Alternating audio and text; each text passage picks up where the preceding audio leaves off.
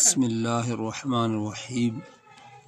जमशेद भाई, मैं मोहम्मद बिलाल अत्तारी भेरा से मैं बात कर रहा हूँ। ये मेरी फ़ीमेल के 8 बच्चे हैं।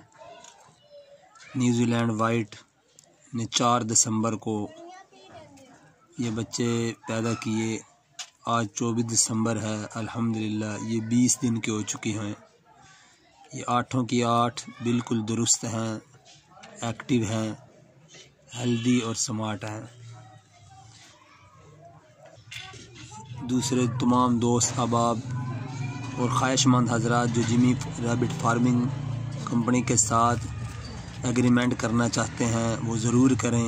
ये वो कंपनी है जो 12 साल के लिए अपने कस्टमर के साथ जो है वो एग्रीमेंट करती है। खरगोशों के बच्चे लेने की पाबंद है और बहुत अच्छा बिज़नेस है उन लोगों के लिए जो बेरोज़गार हैं और जो अपना घर का निज़ाम चलाना चाहते हैं।